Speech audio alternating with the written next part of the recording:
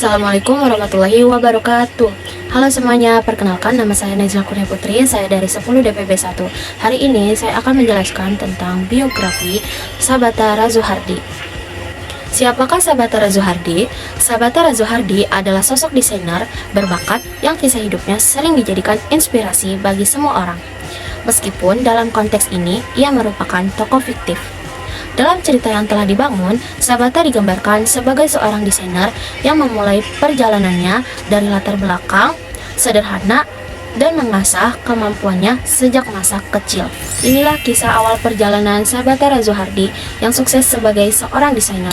Di sebuah kota kecil yang jauh dari gemerlap dunia, mode dan desain, seorang anak bernama Sabatara Zuhardi lahir pada tanggal 28 Mei tahun 1977 di Jakarta.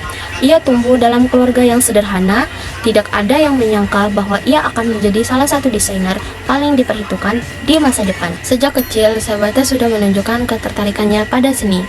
Ia gemar sekali menggambar dan sering membuat sketsa di buku catatan sekolahnya. Saat anak-anak lain bermain di luar, ia justru lebih senang mengamati bentuk bangunan, pakaian, dan alam sekitar, lalu menggambarnya dengan detail. Namun, keluarganya bukan berasal dari latar belakang seni. Ayahnya bekerja sebagai buruh pabrik, sedangkan ibunya seorang penjahit rumahan. Meskipun demikian, ibunya lah yang pertama kali menyadari bakat Sabata. Melihat anaknya sering menggambar pakaian, ia mulai mengajak dasar-dasar menjahit. Dari sinilah minatnya pada desain mulai tumbuh semakin kuat. Perjuangan di masa remaja, saat masuk SMA, Sabata mulai serius mendalami dunia desain.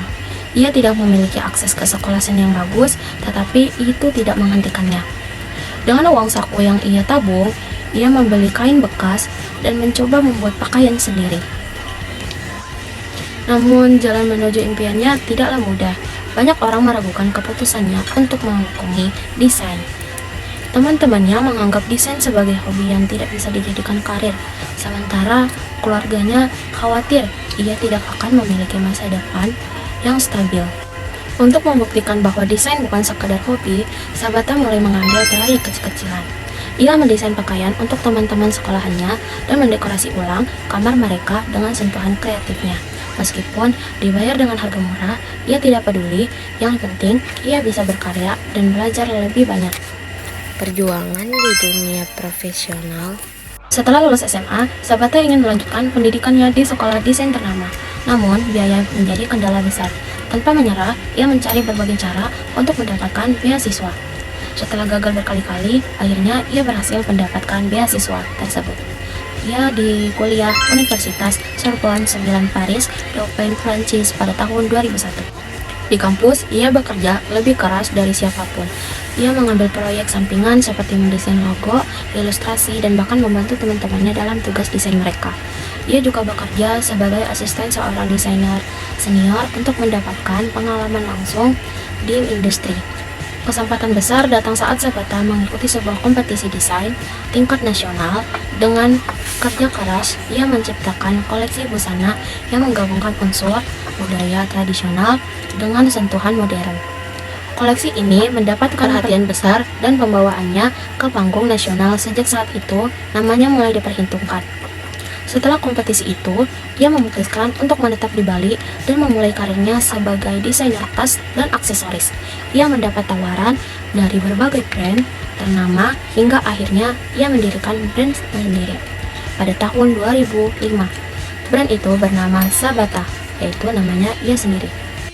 Sabatara Zuhardi berkembang pesat tidak hanya di dalam negeri, tetapi juga di pasar internasional. Sampai selebriti internasional, salah satunya adalah Julia Roberts. Karyanya dikenal karena menggabungkan kulit ular piton dengan hiasan batu semi mulia, serpihan emas, dan perak, menciptakan rasa yang mewah dan klasik. Aksen perak pada tasnya dibuat khusus oleh pengrajin perak Bali, menambahkan sentuhan khas Nusantara pada setiap desainnya. Seiring berjalannya waktu, Sabata mulai mengeksplorasi seni visual, khususnya origami 3D.